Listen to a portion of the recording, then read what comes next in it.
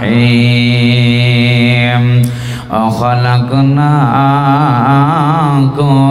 أزواجا আমার আল্লাহ বলছেন পৃথিবীর বান্দা এবং বান্দেরা তোমরা শুনে নাও আমি আল্লাহ পুরুষ এবং মহিলাকে দুনিয়ার ভিতরে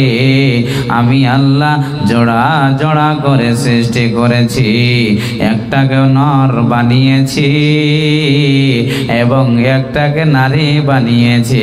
একটাকে পুরুষ বানিয়েছি একটাকে মহিলা বানিয়েছি শুধু তাই নয় অন্য আয়াতে আল্লাহ তাবারাক ওয়া তাআলা কি বলছেন একটু গানে শুনেন আল্লাহ বলছেন আর রিজালু কাওয়ামুনা আলান নিসা বিমা ফাজ্জালাল্লাহু বা'জাহুম আলা বা'জ আল্লাহ বলছেন মহিলা তোমরা শুনে নাও আমি আল্লাহ মহিলাদের নেতা পুরুষকে বানিয়েছি খবরদার মহিলা পুরুষের ওপরে চড়াও হয়ে কোনো কথা বলবে না তোমরা বাড়িতে থাকবে রে আর পুরুষেরা বাইরে গিয়ে ইনকাম করে নিয়ে আসবে আর তোমাদের পিছনে খরচ করবে খবরদার মহিলা পুরুষের উপরে চড়াও হয়ে কোনো কথা বলবে না দার্শনিকরা বলেছেন একটি মহিলার নেতা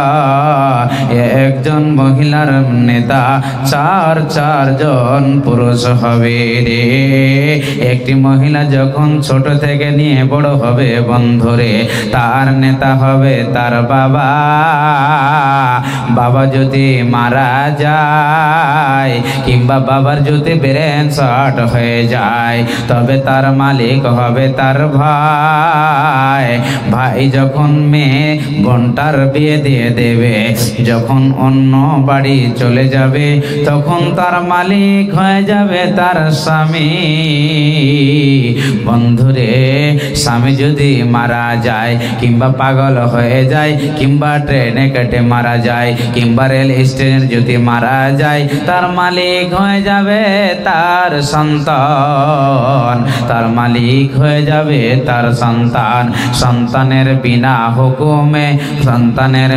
হুকুমে মা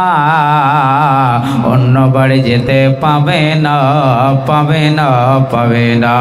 বিশ্বনবী বলেছেন মায়ের পায়ের নিচে জান্নাত মায়ের পায়ের নিচে জান্নাত মায়ের পায়ের নিচে জান্নাত এ কথাটা একবার নয় সবার ঠিক আছে বন্ধুরে কিন্তু মহিলা বিনা সন্তানের অনুমতিতে অন্য বাড়ি যেতে পাবে না